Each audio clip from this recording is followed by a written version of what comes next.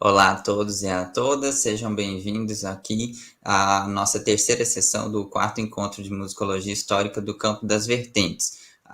Como de praxe, nós teremos aqui novamente 4 apresentações, iniciadas hoje pelo Everton de Brito, que eu gostaria de chamar aqui nesse momento para compor as nossas apresentações. Seja bem-vindo, Everton. Seja bem-vindo todo mundo aqui que está nos acompanhando. Everton, o espaço aqui é todo seu para fazer a apresentação, e eu vou alertando quando der o período de mais ou menos 10, 12 minutos para faltar, né, lá no final da sua apresentação, tá bem? Ok, então, muito boa tarde a todos e a todas, né? Vou começar bem rápido, porque é um tema bem abrangente. A minha pesquisa, ela fala sobre folias de reis e congadas da região das vertentes, né? Uma análise das festas religiosas e a relação entre a formação territorial de Lavras e região das vertentes. Primeiro de tudo, sou Everton de Brito, graduado em licenciatura em música pela UFOP 2011. Nesse tempo, fui bolsista no programa de educação patrimonial do Trem da Vale, onde foi que me levou a me interessar por esse viés, né, da etnomusicologia, ou musicologia histórica, né, e completei o meu mestrado na Universidade de Roma, Tor Vergata, com o mesmo tema, né, congados da região, e atualmente sou doutorando, né, na Universidade de Roma, Tor Vergata, em etnomusicologia, na área de bens culturais, formação e território, com o mesmo tema. Algumas considerações, né, antes de entrar nesse tema, é que, pelo fato de ser uma análise de expressões tradicionais, né, de expressões de transmissão oral, nós não temos manuscritos, né, não temos caligrafias específicas, tipos de encadernação, notação que nos fornece esses aspectos do período musical e social da região que a gente está pesquisando. Então, mas nessas expressões, elas também têm parâmetros que podem nos fornecer esses aspectos, né? No qual a gente vai fazer as análises na pesquisa. Esse projeto, ele veio também nasceu há mais de 10 anos, né? Essa pesquisa, se a gente for ver. Mas é justamente pelo fato de ver os patrimônios, sobretudo material também, né, de Lavras e algumas cidades da região do Campo das Vertentes, que estão sendo cancelados irreversivelmente pela desvalorização e desconhecimento. Então, e também que essa pesquisa partiu da busca da minha própria identidade, né?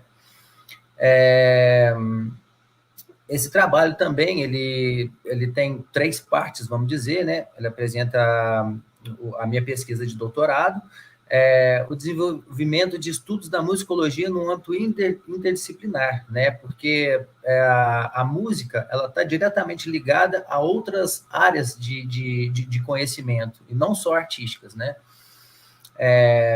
Principalmente na questão das mitologias, fenômenos psicomusicais, ciências das religiões, influências migratórias, né, que uma causa do sincretismo, né, e do hibridismo, seja da nossa sociedade, seja das expressões que elas criam, né, e por causa desse projeto, consequência desse projeto, foi criado também um projeto de extensão titulado Programa de Educação Patrimonial, com os alunos da Universidade Federal de Lavras, né? Esse projeto de extensão ele também é pela Universidade Federal de Lavras. Faço uma breve introdução da contextualização da região, da formação do território e por que também da questão das mitologias, né? E por que isso seria uma negociação, seriam negociações sociais, né? Então, assim como cada parte do Brasil, né, dependendo do povo que tá ali numa região, né, eles criam novos gêneros, né, eles criam novas formas de registrar a identidade em artes, né, em outras expressões. Aqui na região do Campo das Vertentes, nós também temos esse tipo como é que eu vou dizer, nesse tipo de criação, né? As congades, as folias de reis, elas surgem também contemporaneamente à criação, à formação territorial dessa parte dessa nossa região. Lavras, por exemplo, que tem registrado os primeiros registros ali em torno de 1700, do início da colonização, 1710, 1720, por aí, e já tínhamos aqui um contexto multicultural, né? Nós entendendo esse tipo de música, como é que se faz as músicas, o porquê dessa música, a gente consegue também entender um pouco do processo histórico, não só de Lavras, mas também da região das Vertentes, mas também até de outros povos, de outros continentes também, né? Porque nesse período, o contexto histórico mundial, né, ele interferia também aqui na formação territorial do Brasil. Então, alguns aspectos que nós conseguimos identificar, seja nas manifestações de Congado ou da Folia de Reis, são muito similares também, por exemplo, à missa congolesa feita em Roma, ao canto a tenor feito na Sardenha, e outras algumas comparações que nós podemos fazer ali, né? Estudando ali na Universidade Tor Vergata. Nos métodos de análise, né, nas pesquisas na Universidade Tor Vergata, pude fazer comparações, né, com outros tipos de expressões culturais, seja no Brasil, ou seja em outras partes do mundo também, não só da Itália. E foram analisados alguns outros aspectos, além do aspecto técnico musical, né, mas também a forma de fazer, do fazer musical, formas de execução, até para apreciação a gente tem que saber um pouco dos parâmetros do que está acontecendo na manifestação, aspectos psicológicos musicais, funções místico-musicais, métodos pedagógicos, né, e aspectos históricos, geográficos, literários, né, entre uma outra gama considerável de áreas que podem ser abordadas epistemologicamente, né. Então, é uma gama muito grande. Nesse caso, vamos funilar só na música, mas é uma gama muito grande. Os métodos, né, foram pesquisa de campo, congressos e seminários, né, participados em Roma, Lisboa e outras cidades brasileiras. Bibliografias, eu destaco aqui algumas que são as bases para esse tipo de pesquisa. Steven Feld, Blacking, Carpitella, Martin Clayton, Glória Lucas, que é uma experta sobre o Congado, professora da UFMG, a orientação e coorientação dos professores, Jorge Adamo, Giuseppe Giordano e Elaine da Graças Frade, que é a professora co-orientadora aqui da UFLA. Alguns métodos de entrevista e feedback interview que eu tive que fazer esse tipo de pesquisa devido à pandemia, né? A participação também nos ritmos, nas performances, eu pude participar dentro das manifestações também pelo fato de não ter tocadores suficientes devido ao Covid. Então, Então, faltou gente, eu tive que ir para completar, e isso foi uma coisa muito interessante, porque me deu a possibilidade de observar com mais detalhes, né? A festa do Congado, a festa da Folia de Reis.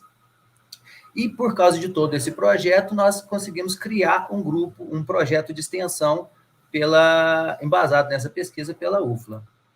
Esse aqui é o Feedback Interview, no qual eu estou mostrando para eles a própria filmagem deles mesmos, né? Então, eles estão comentando a própria performance. Então, esse é um tipo de metodologia. A área abordada, né, que seria o campo das vertentes, então, que essas festas, elas já estão documentadas desde do século XVIII, não temos precisamente, né, quando, e essas manifestações folclóricas abordadas são expressões híbridas, seja na parte artística, seja na parte religiosa, né? E esse hibridismo, assim como acontece na sociedade, no contexto multicultural, ele acontece também na música. Cada um contribui com sua carga cultural para poder formar essa nova expressão intercultural. Esses dois termos, multiculturalismo e interculturalismo, eu abordo também dentro da minha pesquisa e são termos importantes da gente ter em consideração, porque por entendimento dessas manifestações. E essas adaptações iconográficas, né, são resultados geralmente de diásporas, êxodos e migrações, e que poderiam ser considerados processos naturais do ser humano, segundo o professor Antônio Vinheira, do Departamento das Atividades Didáticas dos Museus do Vaticano, que também colaborou com a pesquisa. O campo das vertentes, na parte, são essas 3 micro-regiões, o que a gente está pesquisando é só essa daqui.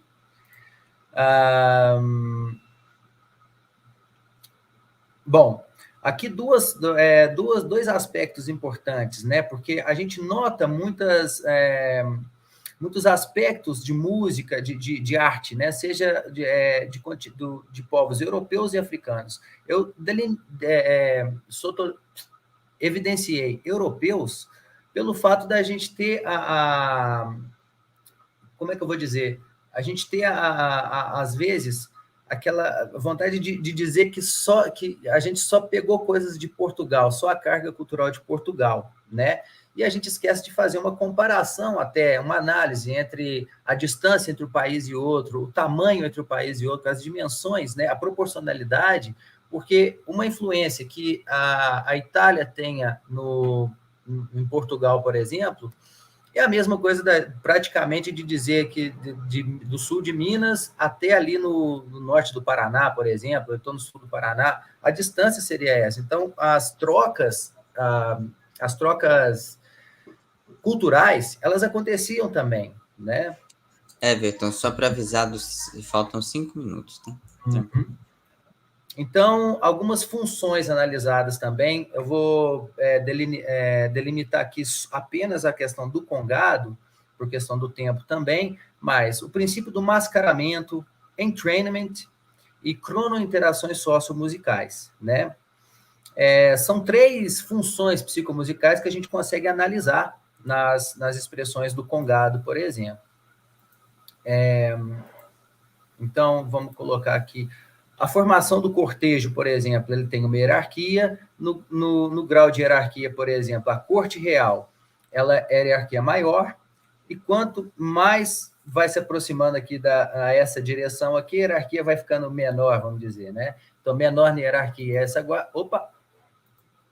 essa guarda aqui, e maior na hierarquia é a corte real, que carrega todo o conhecimento.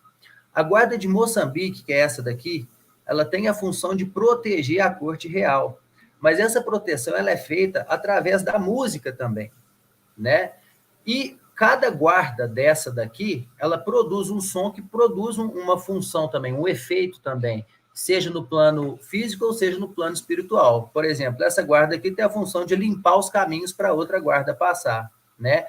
E as guardas daqui da frente também, o som que elas produzem, elas têm um poder de mascarar o que essas guardas aqui cantam, né? Esse é o princípio do mascaramento. Vou passar aqui bem rapidamente o vídeo para a gente poder visualizar o que é isso que eu acabei de falar. Então, essa daqui é a corte, E você pode ver que aqui na frente da corte vai ter um grupo de Moçambique.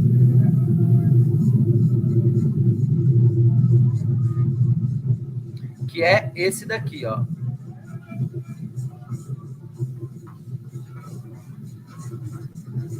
E aqui a gente está vendo outros grupos. Aqui a gente está vendo outros grupos de Congo. Cada grupo desses toca um ritmo diferente. E o que é esse jogo de entrainment que eles fazem nesse momento? O ritmo de um grupo não pode interferir no ritmo do outro grupo, porque o que faz a força da fé de um grupo é justamente não deixar que o outro grupo interfira nesse grupo aqui. Então, às vezes, um grupo está tocando em um andamento 2x2 ali, e o outro grupo está tocando um outro andamento 3x4, por exemplo, e esses dois ritmos, eles não podem entrar em sincronização, né? Se entra em sincronização, quer dizer que o grupo perdeu a força da concentração, perdeu a força da fé, e esse grupo se desmancha. E isso tem consequências também no plano católico também e tudo mais. Não vou abordar das folias de reis por agora também. Aliás, temos um tempinho.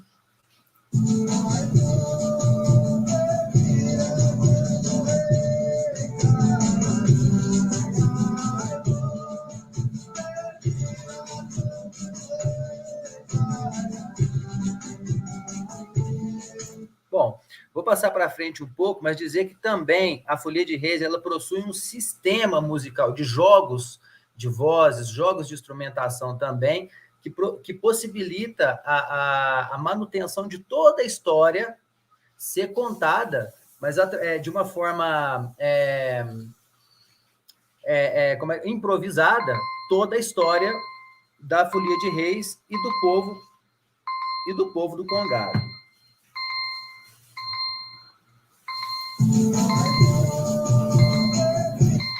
Bom, então, os resultados, para fechar, dos resultados, então, né? Nós conseguimos extrair entrevistas, pesquisas históricas, participação nas performances, o acordo de coorientação, não só de coorientação, mas entre a Universidade de Roma e a UFLA, Universidade Federal de Lavras, e a criação do projeto de extensão, no qual a gente capacita os estudantes a poder passar essa informação das tradições no âmbito também escolar também, seja em espaços formais ou não formais. Para quem quiser saber mais profundamente sobre as pesquisas, né, temos aqui falando sobre a Congada, as ciências das religiões e o projeto de extensão da UFLA. Então, está bem explicado aqui. Bom, por agora é só. Muito obrigado e até a próxima. Everton, parabéns pela sua apresentação. Já deixei uma pergunta aqui já anotada para você. Agora nós vamos passar, só para a gente ter uma agilidade no tempo, para a apresentação do Modesto. Modesto, você está aí? Estou aqui. Seja bem-vindo. Hoje agora a gente se inverteu, né? Você que apresenta, eu que medio. Então, o espaço aqui é todo seu. Se você for compartilhar, se puder transmitir aí a sua apresentação. Compartilhar. Tem uma tela aberta. Não precisa aqui, compartilhar, não. É só ir lá para o seu slide lá normal. Ah, tá. Tá? Pode ir lá para o seu slide normal, que já está tudo ok.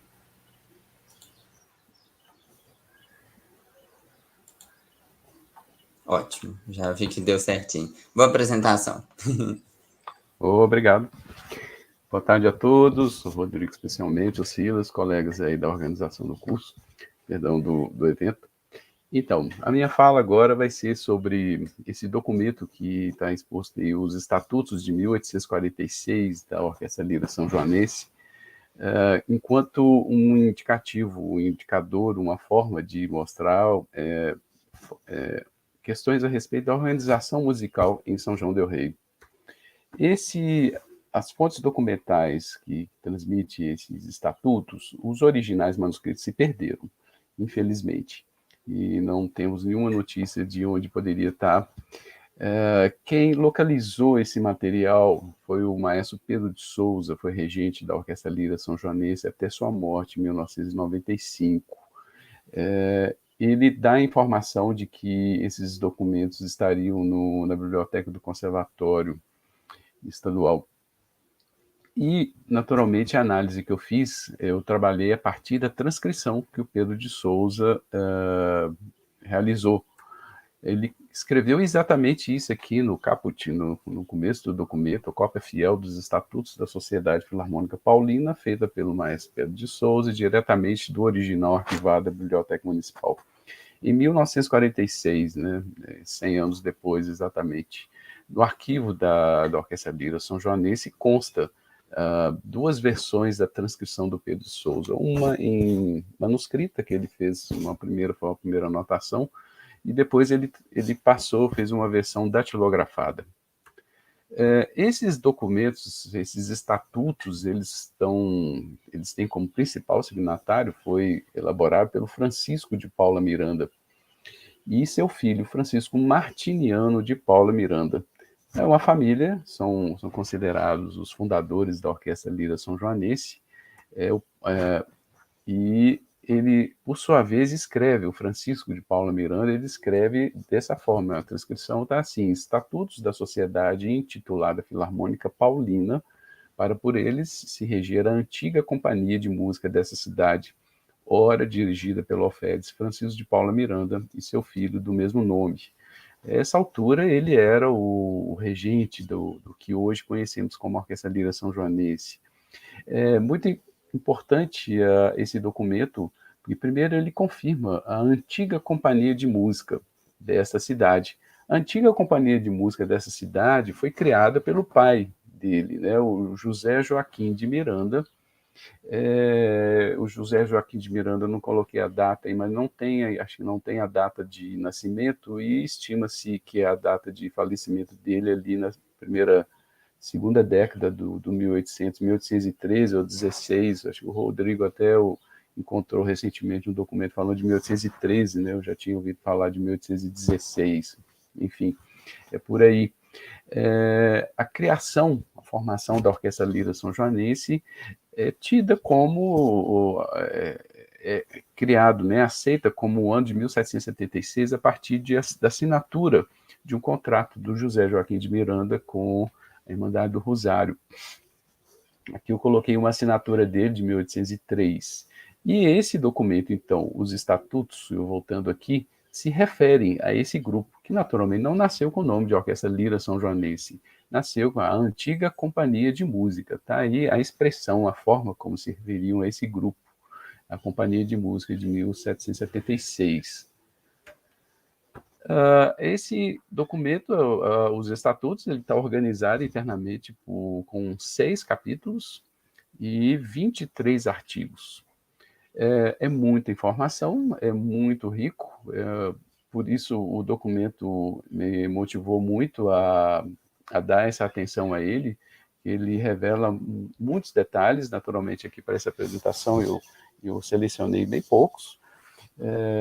As pessoas, vocês terão oportunidade de ver com mais calma e maior aprofundamento na leitura do artigo que vamos publicar.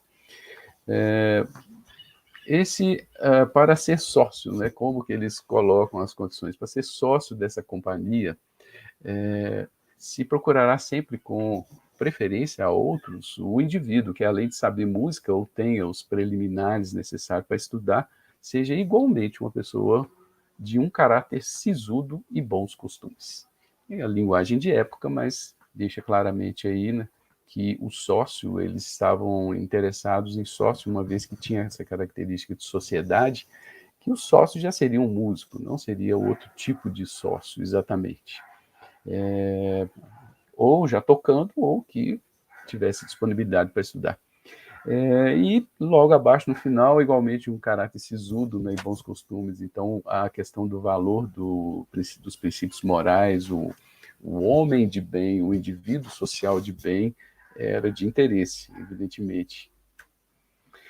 Nesse artigo, nessa sociedade haverá um diretor, aqui informa uma maneira diferente, né, do que nós estamos acostumados aqui. A gente tem presidente, vice-presidente, secretário, tesoureiro e assim vai. Para eles era um diretor e 3 vice-diretores, e ponto final. Não havia, não mencionavam outro tipo de função. Ainda que na leitura dos estatutos a gente percebe que esses outros 3 vice-diretores aí faziam papel de secretário, de tesoureiro e entre outras coisas. Era uma questão mais de terminologia. E por falar em terminologia, eu achei muito inusitado que um documento como esse, que tem a proposta, né, os estatutos têm a proposta de primeiramente, né, vamos dizer assim, numa camada superficial de informação imediata, de organizar, de normatizar o funcionamento, de preferência o bom funcionamento, para que o grupo apresente bons resultados e cumpra com seus compromissos. Porém, em momento algum desse documento é utilizada a palavra orquestra. Não se utiliza a palavra orquestra no documento. Não se utiliza a palavra músico. E a gente não encontra a palavra ensaio. No entanto, ele é um documento, é um conjunto de normas que se pretende para um grupo musical que corresponde a isso, a músico, né? No lugar de orquestra, aparece sempre companhia. O músico a gente entende quando eles se referem à praça e o sócio, o próprio termo sócio. E ensaio dá para a gente entender que são as reuniões e as provas. E reunião, naturalmente, pela característica de sociedade também, você pode entender que é uma reunião dos sócios, né? Mas pelo que eu mostrei anteriormente, os sócios são músicos. Essa reunião de músico aí é muito provavelmente para ensaiar. Fora o termo prova, a expressão prova, que eles usam, às vezes prova noturna, claramente para se fazer ensaios. É curioso que o termo orquestra, na época, era usado. Tanto que um dos membros daí, o padre José Maria Xavier, em um documento que acho que aparece mais à frente, ele fala de arranjo para orquestra. Então é curioso eles não usarem esse termo. Essa citação aí, ela é muito rica, porque ela, enfim, essa sociedade se intitulará Filarmônica Paulina, eles propõem um novo nome, né? Não mais Companhia da Música, mas agora Filarmônica Paulina. O que a gente observa depois, pelo exame dos documentos, das cópias musicais, esse nome nunca pegou. Até o momento não encontramos nenhuma cópia que se refere à Filarmônica Paulina, e sim, em contrapartida, a companhia de música continua sendo usada. Então foi uma proposta, mas que acho que não deu certo, pelo visto. Se constará de maior número de sócios possível, compatível com as circunstâncias do país, a fim de que a companhia possa bem executar. Agora, isso é muito interessante, todas aquelas funções. A lira hoje é uma orquestra muito relacionada à função de música sacra, mas funções de que forem encarregadas tanto religiosas como profanas, inclusive as peças teatrais. Isso reforça, isso é um claro indicador, e se a gente examina o arquivo da Orquestra Lira São Joanense, a gente encontra uma quantidade absurda, muito grande mesmo, de obras que não são religiosas, são profanas, inclusive de peças de teatro. Ou seja, tem muitas aberturas, tem outras tantas que não são músicas religiosas. Esse aqui é um exemplo, é um frontispício que eu falei, na parte inferior aqui, não na última linha, mas a penúltima aqui, está escrito arranjo, por José Maria Xavier. Não é esse documento que ele cita, em grande orquestra, o Vertu do Pirata, em grande orquestra, a saber. Então, o termo orquestra até é utilizado. No final aqui, tem uma imagem aqui aumentada, pertence à Sociedade Filarmônica desta cidade, de São João del Rei. Não é a Filarmônica Paulina. Quem me chamou a atenção isso aí foi o Ademar, que eu agradeço muitíssimo. Esse documento, essa cópia é de 1841, e os estatutos são de 46. Muito provavelmente, por indicação, até por indícios deixados pelo Luiz Viegas, havia uma outra instituição que seja uma sociedade também filarmônica. Então, muito provavelmente, se refere a essa instituição, e não a Filarmônica Paulina, como proposto. Isso é apenas um exemplo de uma parte de quadrilha, da mesma época de 1847. Então, eles eram um grupo musical que não estava atrelado tão somente à música religiosa, faziam também as outras funções. E aqui é um exemplo muito comum que aparece nas cópias musicais, lá pelos músicos da Lira, o Pertence à Companhia. Que companhia? A Companhia de Música, aquela mesma que foi fundada em 1776, e que em 1846 houve a proposta de mudar o nome e não deu certo. Isso é uma recorrência de Pertence à Companhia, tanto nas gerações posteriores. Modesto, 5 minutos, Sim? tá? Ok, obrigado. Aqui se refere à distribuição de rendas. O sócio, tudo que se recebia era dividido entre os músicos, havia essa remuneração. Esse aqui também reforça a questão da divisão de lucros, e vocês vejam aí a utilização da expressão praças como tal. É muito interessante o valor que eles dão ao tiple. Aqui, além das praças indispensáveis, o diretor precisa cuidar de ter seus tiples, para que não tenha que pedir por aí afora.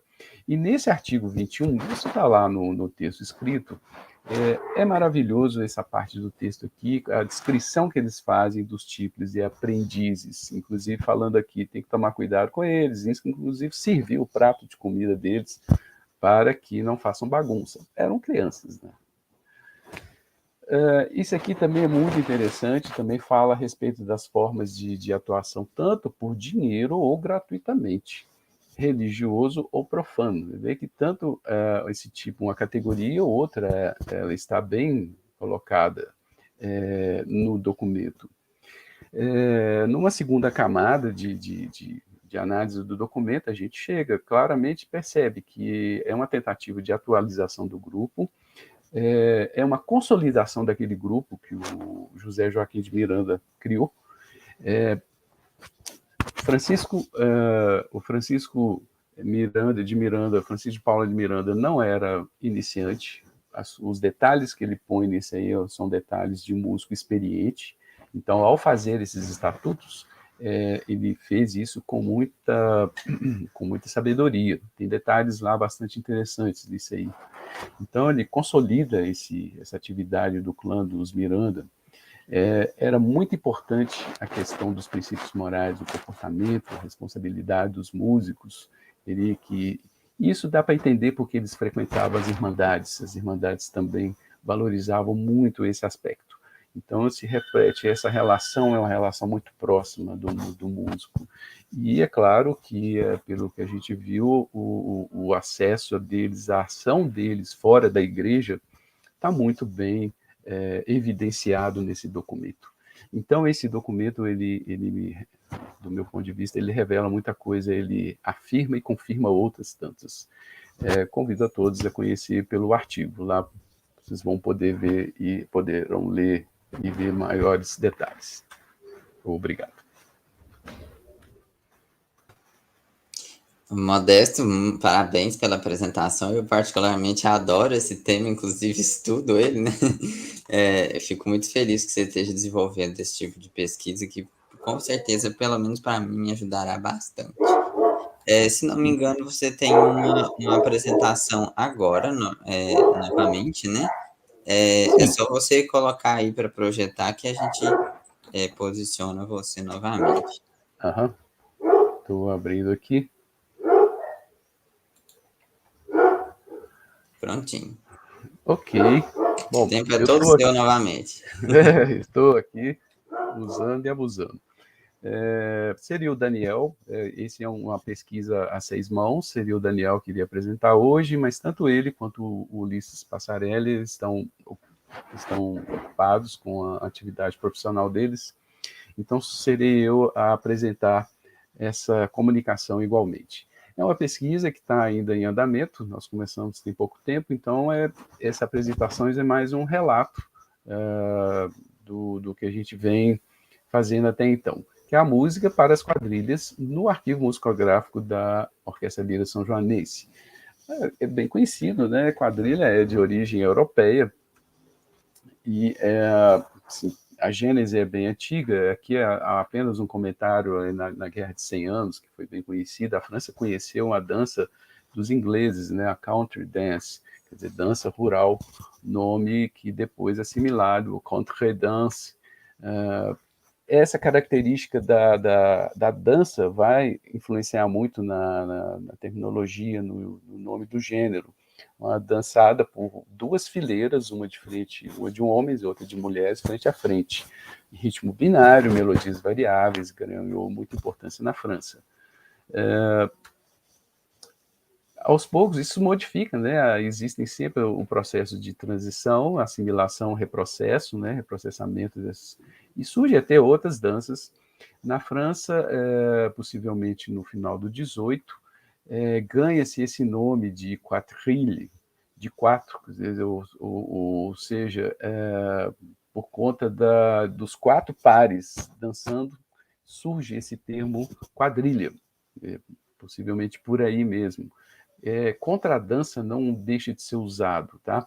Contradança é um tipo também, que na realidade são danças. A contradança francesa chegou a Portugal. Isso era música de salão, o que hoje, na minha memória, era música de dançar em terreiros, né? Uma música rural, um evento rural. Era anteriormente música de salão. E chegou-se a esse nome de contradança. Na França, o modelo aristocrático servia à corte. E então, na corte, inclusive a corte dos nossos imperadores, principalmente do Pedro II, deixou muito relato que se dançava muitas contradanças e quadrilhas. É muito comum. Com esses aspectos musicais, né? Acompanhamento instrumental, 6x8, 2x4, 5 partes, dividido em 5 partes, a gente vê muito isso aí. E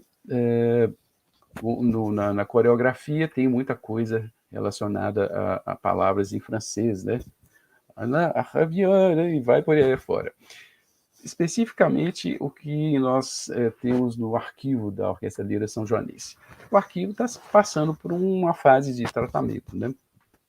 E desse inventário que tem até então, a gente tinha localizado 10, mais ou menos uma dezena de quadrilhas, mas sabíamos que possivelmente haveriam outras. E aí, motivados por isso aí, puxamos o fio das quadrilhas e eis que a gente se depara com cerca de 200 títulos.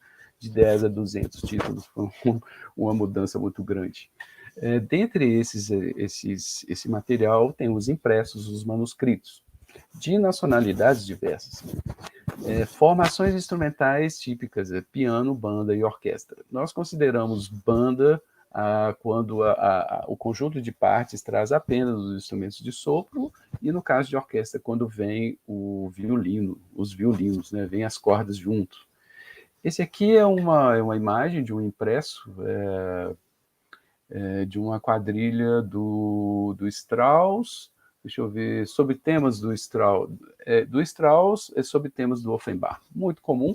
E vejam vocês que tem abaixo aí da identificação da Imperial Imprensa de Música do Felipe Torgoni, no Rio de Janeiro, tem a manuscrito o nome de um músico, Pedro Lopes. Está ligado isso aí. Aparece do outro lado também. Esse, no caso, é um impresso para piano. Dos franceses, existe muito compositor francês representado, né? Eu listei aí, o Strauss não é francês, mas ele entrou na onda aí. O Olivier Maitre, o Arbin, Lecoq, o Goumillon, o Dufay, Olivier e Mozart. Muitos são nomes que se repetem, são recorrentes dentro do material. Dos brasileiros também tem uma lista bem considerável. Quem é de São João del Rei e região vai reconhecer vários nomes aí. O Falcão, o Cleomida, São Miguel do Cajuru, aí tem as regiões, né, as localidades daqui da região, Francisco Neves, Rio das Mortes, os músicos da Lira, né, o Paulo Miranda, do Rio de Janeiro, o Henrique Alves de Mesquita, o João da Mata, o José Firmino daqui mesmo, João Batista do Nascimento, José Vitor, João Feliciano, Raimundo de Assis, Batista Lopes, tem gerações aqui diversas, tá? Desde os Miranda, que estão lá mais no início, até você tem músicos aqui, como o João Batista do Nascimento, que já é do século XX. Aqui, a título de ilustração, é uma edição alemã, Willkommen, uma quadrilha que tem partes separadas, geralmente não vem a partitura, a grade. Esse aqui é um impresso francês, também com partes separadas. E essa aqui é uma quadrilha com o título francês, o Schubert. Esse Schubert eu não identifiquei ainda o compositor, mas foi impresso no Rio de Janeiro. Imperial Imprensa de Música, do Filippone. A gente vê nas margens aí do impresso a marca da chapa, né, da prensa, e tem preço ali, para quem faz estudos de material impresso, e são fontes muito ricas, muito interessantes de se examinar.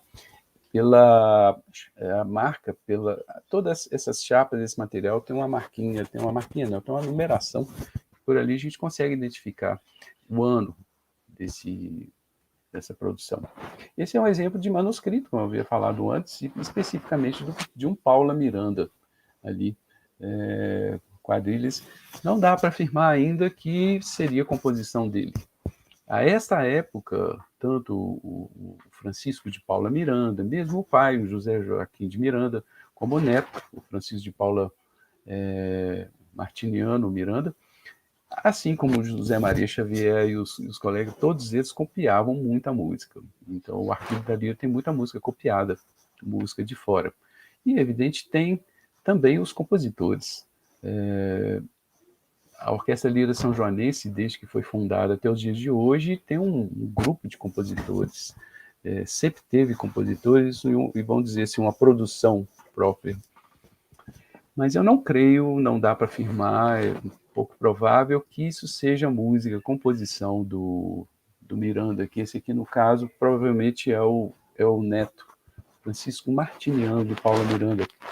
Aqui tem um título interessante, que é Quadrilhas Brasileiras Mineiras, com o nome do Pedro Lopes.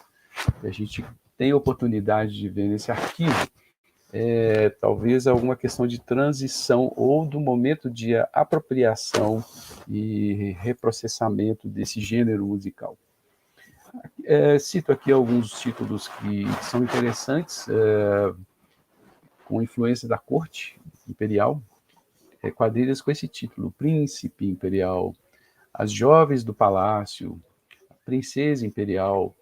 Então, claramente, isso aí é Belle Époque, isso é o final do 19, das últimas décadas do 19, uma forte influência ainda da corte, mesmo que já não, que estava terminando. A pesquisa está em fase preliminar ainda, como eu comentei anteriormente. Nós não fizemos uma abordagem analítica das escritas musicais, fizemos em face à grande quantidade de documentos que apareceu. Nós ficamos trabalhando apenas na seleção, na separação, categorização dos documentos, e agora nós pretendemos avançar para a análise da escrita musical propriamente dita, visando comparar e talvez conseguir alguma afirmação em termos de relação, se teríamos uma quadrilha brasileira ali ou não. Mas em termos de escrita, assim, numa análise preliminar, a gente pode aferir, sim, que a escrita musical correspondente a um modelo de composição de matriz francesa, né? A influência francesa é muito forte, é inegável.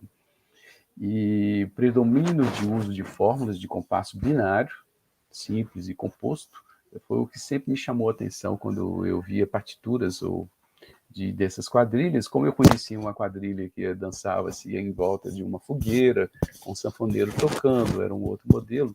Quando eu vi quadrilhas, partituras assim, foi isso, não bate com nada do que eu tinha das minhas referências.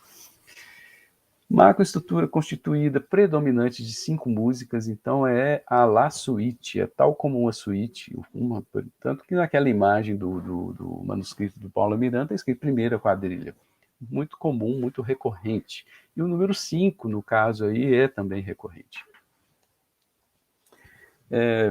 Músicas distintas, semelhante à forma musical suíte. Modesto, 5 minutos, tá bem? Ok, obrigado. E o constante caráter dançante, naturalmente, em todas as partes. Claramente não é música que precede a essa quadrilha de hoje. Eu não sei quantos de vocês que tiveram a oportunidade de dançar uma quadrilha. Hoje ela está diferente, né? Desde o percurso dela vindo da Europa e passando ali pela França, Portugal, sendo assimilado aqui, foi reprocessado e gerou umas variações de gêneros, subgêneros, que tem, por exemplo, os lanceiros, né? É comum você encontrar partitura para lanceiros, está escrito com esse nome, lanceiros. Entre outros, lá no artigo fala com mais propriedade, mais detalhe, chegou-se a esse formato de quadrilha. Ele saiu de dentro do salão de elite e alcançou uma outra, outro estágio social, um outro espaço social, né? E aí se configurou como o que nós conhecemos hoje. No entanto, esse material que está dentro da lira, ele tem muito da música de salão. E já aponta também, evidentemente, através da banda de música, que foi vamos dizer assim, um vetor, foi através da banda, que provavelmente se chegou às regiões rurais, que ganhou-se o espaço público, e então chegou-se numa versão de quadrilha, tal como nós conhecemos hoje. Espero daqui a pouco tempo poder demonstrar, apresentar outros resultados referentes a essa pesquisa para vocês. Muito obrigado.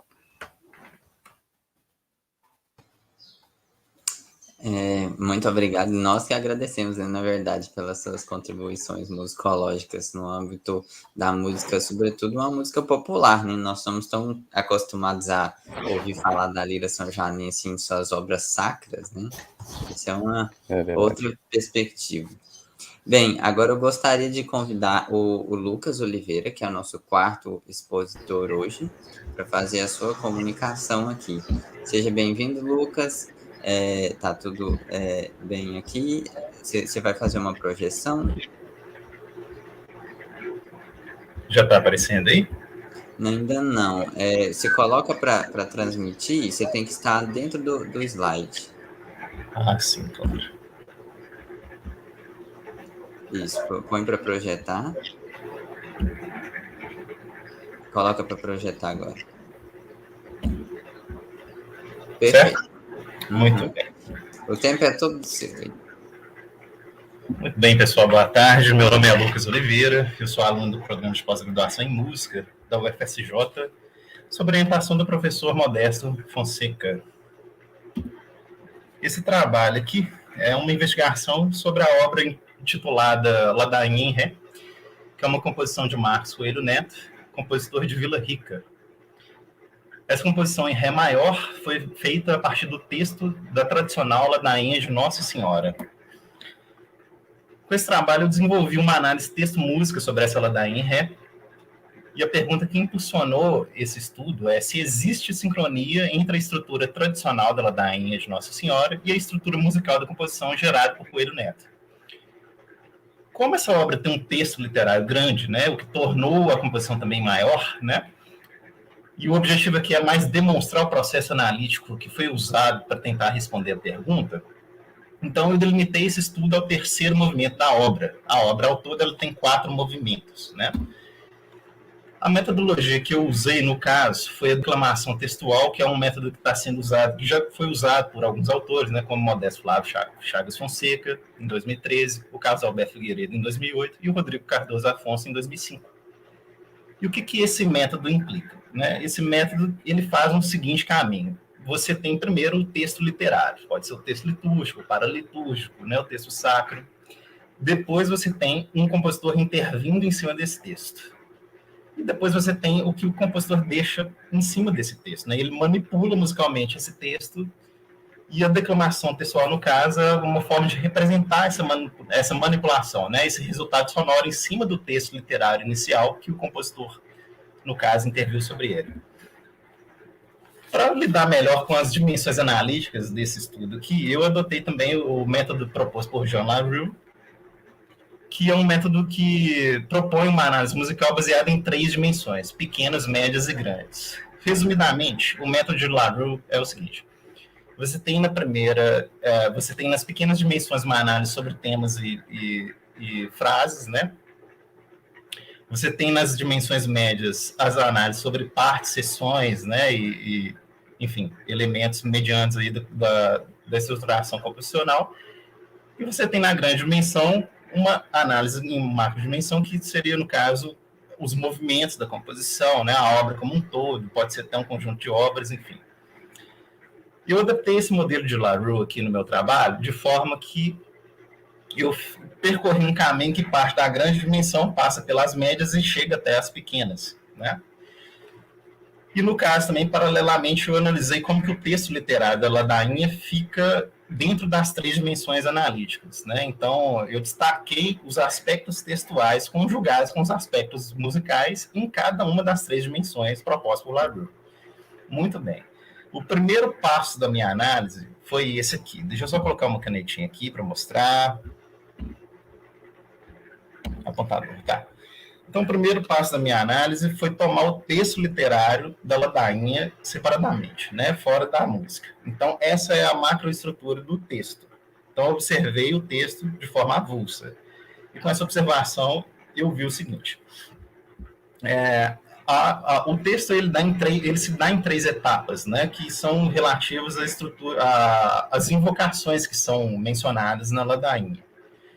Então, a primeira etapa aqui nós temos os atributos divinos, né, que é Kyrie, Christe, Padre de Celis, Filii Redentor, enfim, tudo que eu pus aqui em azul. A segunda etapa se dá com atributos marianos, que vai de Santa Maria até o Regina Sanctorum Omnium. Então, essa aqui é uma etapa maior, né? São muitas invocações dedicadas a Maria. E, novamente, na terceira etapa aqui, nós temos outras invocações divinas, na figura de Agnus Dei. Então, são 3, né, etapas da estrutura literária. Quando a gente vê isso na grande dimensão analítica, acontece o seguinte, né? Agora, olhando a composição de Coelho Neto.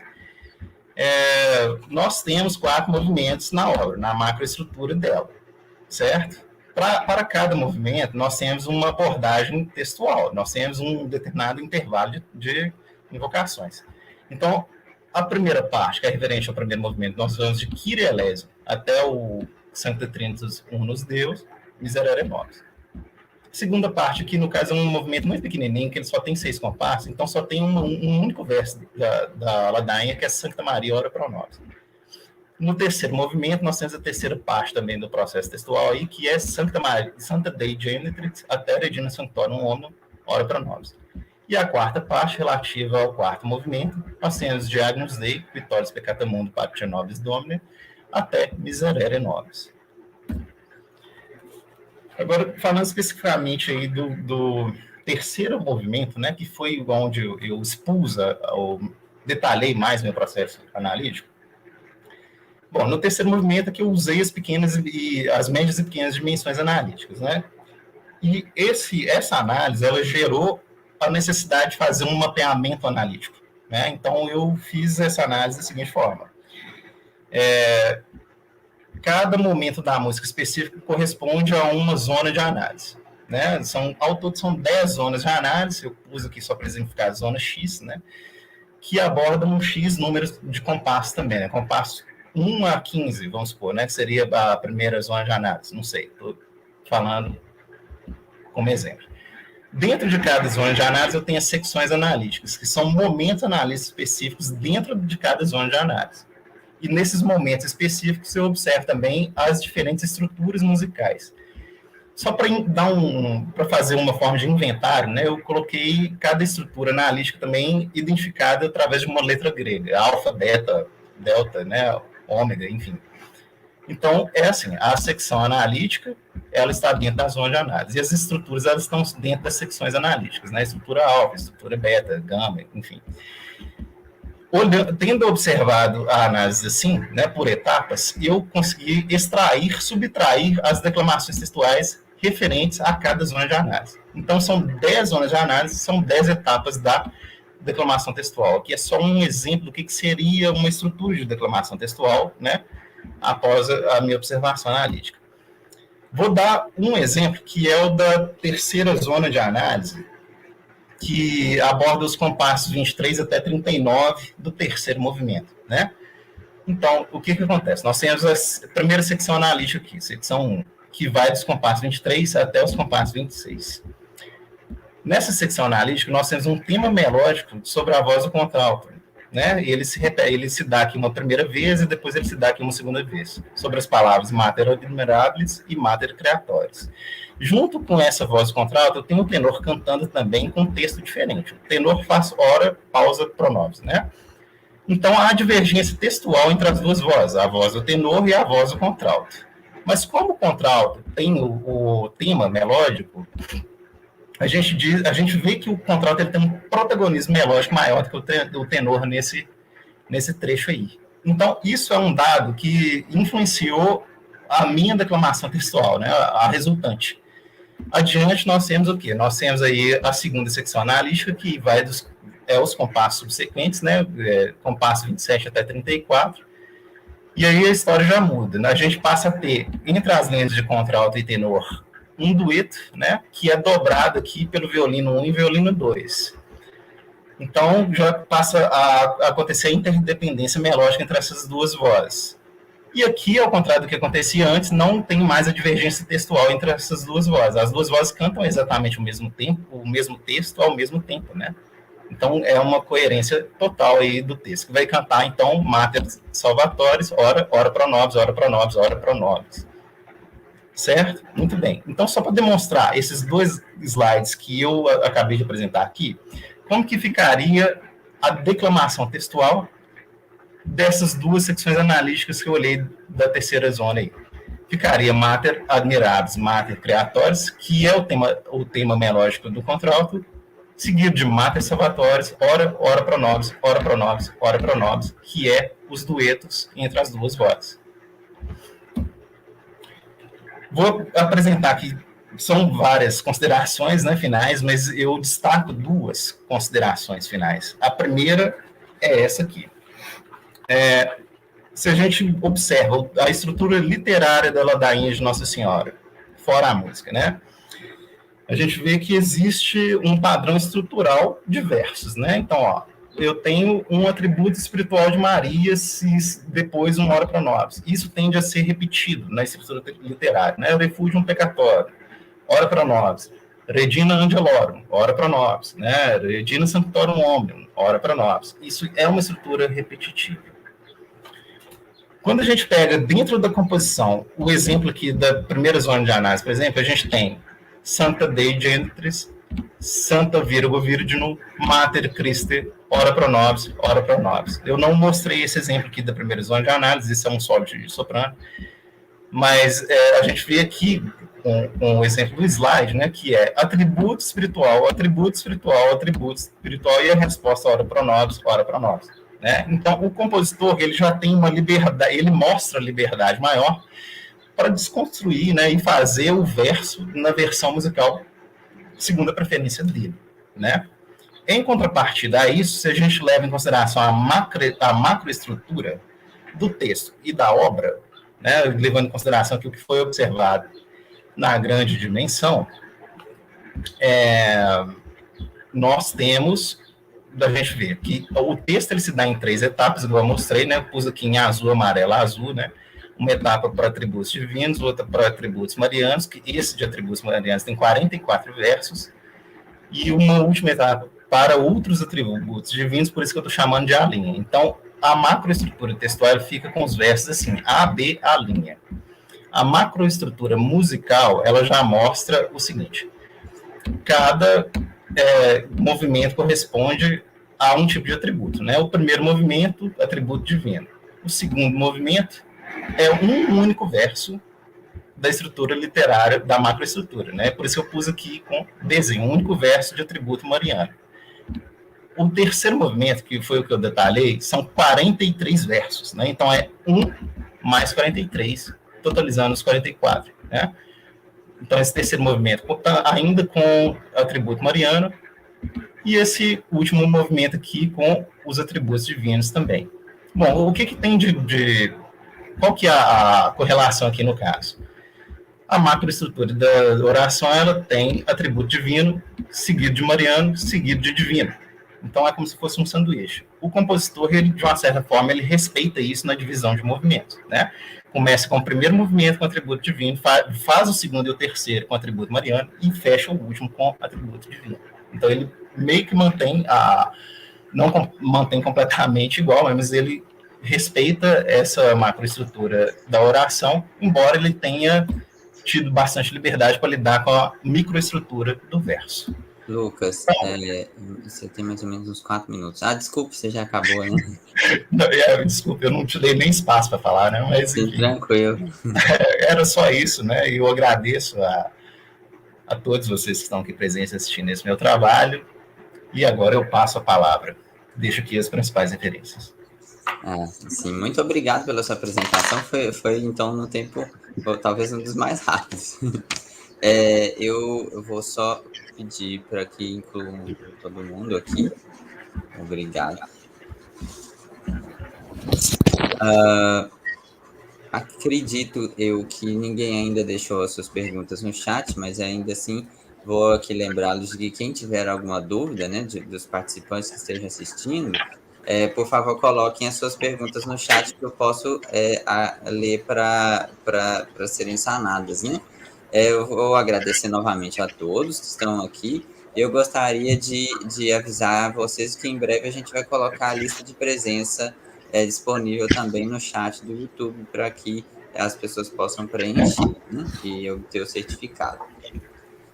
Eu tenho para a gente ter um tempo, né? Eu tenho uma pergunta aqui em relação ao Everton, que eu já tinha até informado isso para ele, e também eu tenho algumas considerações sobre o primeiro texto do Modesto. Mas primeiro eu vou para o Everton. Ô, Everton, eu achei muito interessante aquela questão do feedback que você mencionou, né? Porque eu já notei que de vez em quando algumas pessoas elas meio que não gostam de ter pesquisadores acessando aquela cultura deles, porque parece que você vai lá, minera a informação e não devolve nada, né? Aquilo lá vira um texto que você se qualifica, você ganha um título, mas o que eles ganham de troca, né? E a gravação que, por exemplo, você mostrou e que permite eles estarem fazendo parte dessa digamos, dessa pesquisa em si, ela é muito importante, né? Eu acho isso muito legal. Eu queria saber se você chegou a fazer alguma pesquisa em São João del Rei sobre essas manifestações, porque eu sei que elas têm também lá em São João. Uhum. Bom, assim, o Congado é uma rede muito grande, né? Inclusive, não só em Minas. O Congado ele se estende por todo o Brasil. Segundo até alguns congadeiros e alguns pesquisadores, né, que se autodenominam os negros do Rosário, se denomina que cada terno seria um conto de todo o Rosário. E todo o Rosário seria cada grupo em cada parte do Brasil. Mas cada grupo tem a sua particularidade, né? Tem a sua, vamos dizer que entre virguleta, que eu estou com a expressão italiana na cabeça aqui. Aspas. Entre aspas, né? Mas que cada um tem a sua digital, vamos dizer, né? Então, ainda não fui aí em São João, né? Mas, logicamente, sei que existe aí também, assim como em Belo Horizonte também. Então, acho que em cada lugar que poderia se ter alguma atividade anterior, principalmente ligava à cultura africana, é muito provável que tenha o Congado em Minas Gerais. Mas em outros estados, essa expressão ele acaba até pegando outros nomes também, né? Às vezes por causa de uma variação de um pequeno aspecto, mas ali para o norte, a gente tem o Nordeste, tem o maracatu, o tambor de crioula, a gente identifica o jongo, por exemplo, no Rio de Janeiro, o quicumbi, lá no sul, né? Então, assim, são todas algumas variações, mas que a essência é a mesma, né? Agora, aqui de Lavras e região das Vertentes, é porque, se a gente for pensar, né, em séculos atrás, onde a gente não tinha esse nível de urbanização, né, mas eram feitos contatos entre fazendas também, né? Às vezes uma peregrinação que ia de uma fazenda para outra, né? Então, os povos de uma fazenda, na festa do Rosário de uma outra fazenda, um grupo ia na festa de um, e depois o outro grupo retribuía indo na festa do outro, e isso vai criando uma corrente, né? Então, assim, mas às vezes, por exemplo, alguns grupos de São João vêm em Lavras fazer a participação e depois vice-versa, o grupo de Lavras vai em São João, né? Mas isso é uma coisa que depende muito do contexto, depende muito do momento de cada grupo também, né? De cada administração, de cada associação de congadeiros, né? E até de foliões também, às vezes, né? Então, não fui ainda em São João, embora sei que existam ternos maravilhosos, né, de Congo e também companhias de folia de reis também, né, faz parte dessa formação territorial, cultural e social, principalmente de Minas Gerais, né? Então, o Congada, a Folia de Reis, né, e outras, a Festa do Divino, né, a Cavalhada. Então, são expressões que a gente tem aqui, a nossa identidade está contida dentro dessas expressões aqui, é o que mais marca na questão de Minas Gerais, né? Outros estados também têm esse mesmo processo, mas às vezes com a nomenclatura um pouco diferente, mas que a raiz são as mesmas. Imaginei. Eu lembro que na minha dissertação eu cheguei a identificar o registro de práticas musicais dos negros, mas era a proibição da prática e não a prática em si, né? Mas isso foi na primeira metade do século XVIII, em São João del Rei. E imagino que, não sei se seria a mesma, né, os congados, mas tem já muitos séculos, pelo menos, que os congados têm ali, né, pelo menos. Sim, na verdade, né, a gente tem que colocar os aspectos do congado, né, da folia de reis também, mas sobretudo o congado, assim, dentro de 15 minutos é impossível, né, mas são muitos parâmetros, né, para a gente discutir sobre essa questão, mas nesse aspecto, né, alguns autores até sublinham que deixar fazer a festa do congado era considerado um divertimento honesto, né? Então, por isso que se deixava fazer. Por outro lado, os descendentes de africanos também utilizavam a festa do Rosário também para suas, como é que eu vou dizer, para os seus interesses também, né? Então, a questão do sincretismo, né? A questão de algumas simbologias, algumas informações, algumas coisas que são codificadas dentro da música, né? Uhum. Muitos falam, entre aspas, também, né, que pode ser uma malandragem ali, né, para poder fazer a prática religiosa africana travestida no plano católico. Mas, assim, isso é um aspecto entre vários, né? No final, eu acredito que todos se precisaram entre si e, por isso, foi criado tantos gêneros interculturais, né? Entendi. Eu tenho só uma consideração, assim, foram 3 coisinhas que eu anotei para o Modesto, sobre a palavra praça. Modesto, eu não sei se o Modesto está aqui agora. Modesto. Tá, de qualquer forma, eu vou passar para a próxima pergunta. Eu acho que quando ele voltar, eu falo com ele, que eu acho que ele desconectou rapidamente. O Lucas, que está aqui, inclusive, com a gente, Tem uma pergunta, e eu acho que, como ele está aqui, eu sugiro que pergunte mesmo diretamente, é mais legal. Ah, tá. Minha pergunta para o Everton, né? Não, porque você disse que existe uma divisão hierárquica, né, nos grupos. Parece que cada grupo tem uma hierarquia ali na hora de sair e tal. Essa divisão, ela está relacionada também com a devoção de santos diferentes? Teria alguma coisa nesse sentido, assim, você sabe dizer? Olha, essa hierarquia, ela pode ter a ver, mas algumas coisas são definidas no momento da festa entre eles, né? Mas a questão da hierarquia que a gente fala, por exemplo, essa hierarquia é estabelecida até no próprio mito, né? A gente teria que falar aqui sobre o mito também, resumindo, né? Você teve o grupo de Congo, depois o grupo de indígenas, depois o grupo de brancos, segundo eles, né? Se juntaram para fazer a música, para que a imagem de Nossa Senhora viesse até eles. E depois de passado muito tempo, chega o grupo de moçambiques, que aí todos juntos fazem o toque, então, a música sempre relacionada, né? Pegam a santa, colocam em cima do tambor. Da primeira vez, a santa é colocada dentro de uma capela, só que ela volta, porque só os brancos poderiam entrar na capela. Então, depois, da outra vez, eles repetem o processo, mas a santa fica em cima do tambor, e nesse momento o tambor se transforma de um andor, né? Então, isso aí é a cultura africana ficando no plano católico ali, né? A questão da hierarquia é porque os moçambiques ali, eles mostraram uma força de fé muito maior. Então, os moçambiques, eles são maiores na hierarquia. Mas eles são aqueles que estão abaixo da corte real.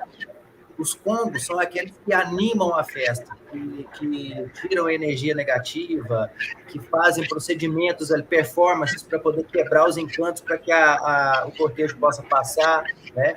Mas aqueles que carregam as informações, as tradições mais ligadas às tradições africanas são os moçambiques, né? Então, assim, entre vários aspectos que se pode analisar nessas performances, dessa questão hierárquica, né? E ali dentro você tem Congos, Moçambique e a corte. Então, dentro do Congo, você também tem uma hierarquia. O vilão, o catupê, os caboclinhos, né? O próprio Congo, né? E cada um tem uma função, né? Então, eles decidem como é que vai ser a composição desse cortejo, decidem como é que vai ser a sequência de rituais, né? Eles têm que completar esses rituais. Só que, para completar esses rituais, depende completamente da música. É a música que faz tudo acontecer, né? Uma coisa que eu até queria falar, porque na apresentação eu estava pensando que a setinha estava aparecendo lá. Então, às vezes eu informava alguma coisa, mas como não tinha setinha, não dava como, não tinha como identificar. Mas só essa observação que eu queria fazer também. E a questão hierárquica seria essa, né? Então, primeiro vem os congos para poder fazer o papel deles lá na frente, limpar o caminho para os moçambiques que vêm atrás, para fazer o que eles têm que fazer, a proteção da corte real lá atrás, e a corte real, por sua vez, é aquela que leva todo o conhecimento desde a origem, né? E o cortejo, né? Primeiro eles têm que consagrar os instrumentos para ir na casa da rainha, buscar a rainha, levar para a igreja, consagrar as coroas, fazerem o cortejo, depois entregar a rainha e descer os mastros. Cada uma dessas coisas precisa ter uma performance musical para poder ativar o ritual ali. Sem a música, Obrigado. Aproveitando que o Everton está aqui, tem dois comentários. Um é da Denise Maximiano, que ela disse o seguinte: as folias de Leopoldina, Minas Gerais, foram catalogadas pelo professor Oswaldo Giovannini Júnior aqui em nossa cidade. Um documento muito importante sobre a nossa música e sua tradição. Né? O Edésio, que é professor lá da UFOP, né? Eu fico muito feliz que ele esteja participando. Ele diz que em 2022, sem a pandemia, né, ele convida o Everton e os demais para a festa de Nossa Senhora do Rosário de Resende Costa, considerada a maior da região, segundo ele. Né? Aproveitando aqui que o Modesto está de volta, São três coisinhas muito interessantes, Modesto. A questão da palavra praça. Praça me lembra, se não me engano, uma questão militar. E os regentes da Lira, né, o Francisco de Paula Miranda, o Francisco Martiniano de Paula Miranda, ambos, eles foram militares, né? Inclusive outros também, né? Desse mesmo período, eram músicos militares. Tem uma dissertação de mestrado, que é do Felipe Novaes, ele trabalha um pouco sobre isso também, a relação entre os militares e a música nesse período, é muito curioso também de ver. E eu fiquei me perguntando se não teria alguma relação. Você conseguiu identificar alguma coisa nesse sentido? Eu cheguei a ver, e você, numa imagem de um documento que você me mandou, que foi coletado de Irmandade, tinha o termo praça. Existe também uma citação naquele livro do Guerra, que também cita os praças. Mas, assim, o seu raciocínio procede, evidentemente. O nome praça tem muito mais a ver com militar do que com músico. Eu imaginei pelo que eu vi assim do slide, né, me atraiu essa questão em vista de que parece que tem uma distinção entre o músico praça e o músico músico, né? Aquele ali parece o músico mais importante, né? Não sei qual é a relação, mas me deu essa impressão, assim, lendo, lógico, sem uma análise maior, né? A outra questão é a palavra prova. A ideia de prova, pelo que eu pude ver do que você projetou, lógico que eu teria de ver, né, diretamente no texto, me deu a impressão de ser a apresentação em si, né? O tocar ao público, que é o contrário ao ensaio. Eu não sei se isso pode ser talvez uma interpretação minha, não muito confiável, talvez, né? Mas só para você, às vezes, pensar. E a outra é a palavra função. Função aparece em outros momentos na documentação das Irmandades, né? A função seria justamente a função da música na festa, né?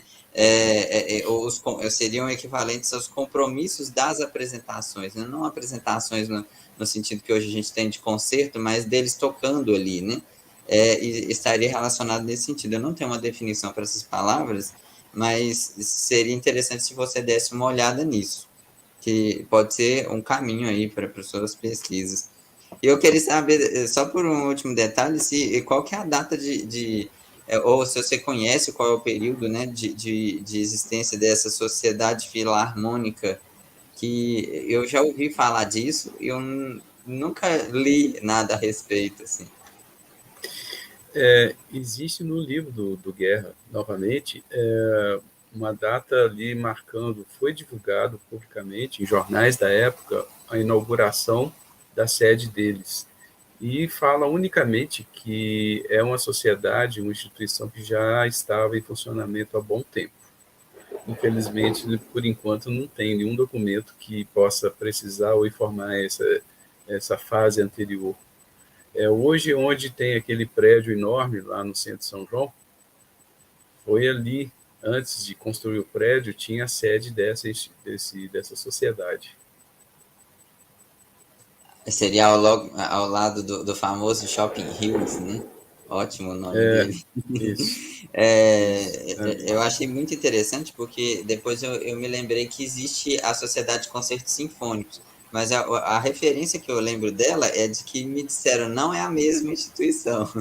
E aí eu não conheço nenhuma fonte a respeito. Eu achei muito curioso, assim, ainda mais porque eu estou investigando, né, o início do século XIX também, né, final do XVIII, início do XIX, eu fiquei curioso em saber. Bem, eu acho que ninguém aqui deixou nenhuma pergunta, acredito eu. Estamos completando aqui cerca de 1h18 de comunicações. Eu acho que a gente podia começar encerrando por aqui. Vocês têm alguma outra colocação a fazer? Não, imagino. Então, rapidinho, porque eu gosto de falar, Sim. né? Mas que essa intervenção, né, sobre os congados das Folia de Reis é uma coisa que eu sou até é muito suspeito de falar, sou muito apaixonado, mas também com a música culta de Minas Gerais e, sobretudo, da música culta de Lavras, no sentido que ainda não temos muitas pesquisas nos compositores daqui, e até uma pergunta eu gostaria de fazer para o professor Modesto Fonseca, que eu vi que ele citou o compositor João da Mata, né? E há muito tempo que eu venho com o compositor também, a gente quer puxar a sardinha que ele seja um lavrense, né? Mas fica uma dúvida ainda se é lavrense, se é de Oliveira, se é de São João, né? E também porque Lavras já fez parte de São João também. Tivemos aqui uma lira lavrense, mas nós não temos pesquisas nesses temas, né? Então, nós temos aqui composições do compositor João da Mata, né? Alguns fatos históricos de interações até com o próprio Carlos Gomes, né? João da Mata, Carlos Gomes, né? Parece que o Persiliano pegou a vaga do João da Mata para poder estudar em Milão, né? Temos alguns correlatos assim, mas que é uma pesquisa que eu gostaria de fazer também, né? No futuro. Então, agora eu estou pegando as expressões mais populares, né? Mas que mais para frente a intenção seria também fazer uma pesquisa nesse sentido. Mas a pergunta que não quer calar, professor, João da Mata, qual é a origem, a quem podemos atribuir, seja a origem dele e das composições dele? O João da Mata é um compositor que instiga muito a nossa curiosidade, né, nosso interesse por ele. E conhecemos relativamente pouco, muito pouco, porque tanto a Lira quanto a Ribeiro Bastos tocam uma quantidade muito pequena de músicas dele.